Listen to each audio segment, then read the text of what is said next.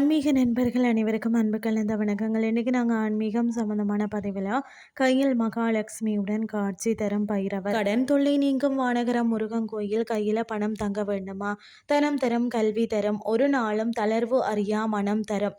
வாழ்க்கையில் பார்த்தீங்கன்னா பொருளாதார நெருக்கடியா, எவ்வளவு உழைத்தும் கடன் சுமை குறையலையா, வாங்கிய கடனை திருப்பி கொடுக்க முடியாமல் தவிக்கிறவர்களுக்கு ஒரு அருமருந்தாக திகழ்கிறது தான் சென்னை வானகரம் மேட்டுக்குப்பம் பகுதியில் அமைந்திருக்கக்கூடிய அருள்மிகு சுவாமிநாத பாலமுருகன் திருக்கோயில்.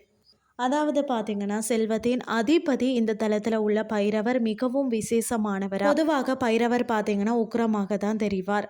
ஆனால் இங்குள்ள ஸ்வர்ண ஆகர்ஷண பைரவர் தனது மடியில் பார்த்தீங்கன்னா தேவி பைரவியுடன் சார்ந்த சொரூபமாக காட்சி தருகிறார். இந்த பைரவர் தனது கையில் ஏந்தியுள்ள அமுத கலசத்தில் மகாலட்சுமியின் திருவுருவம் பொறிக்கப்பட்டுள்ளது.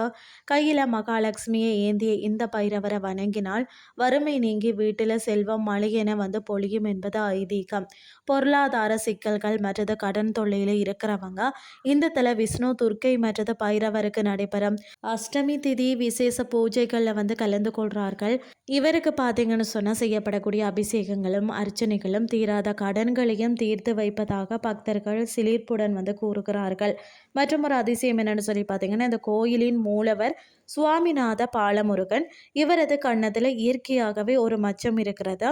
விசேஷ அலங்காரத்தின் போது மட்டுமே இந்த அதிசய மச்சத்தை நாம தரிசிக்க முடியும். குழந்தை வரம் வேண்டவங்க இவரை வேண்டிக் கொண்டாலே நிச்சயம் பலன் கிடைக்குமாம். வளமான வாழ்வு அமையவும், கடன் சுமை நீங்கி லக்ஷ்மி கடாட்சம் பெருகவும் இந்த வாரம் ஒரு முறையாவது வானகரம் சென்ற வாரங்கள்னு சொல்லி கூறிக்கொண்டு இன்றைய ஆன்மீகம் சார்ந்த பதிவை நிறைவு செய்து கொள்கிறேன். இதே மாதிரி மற்றொரு ஆன்மீகம் சார்ந்த பதிவோடு உங்களை சந்திக்கிறேன். நன்றி.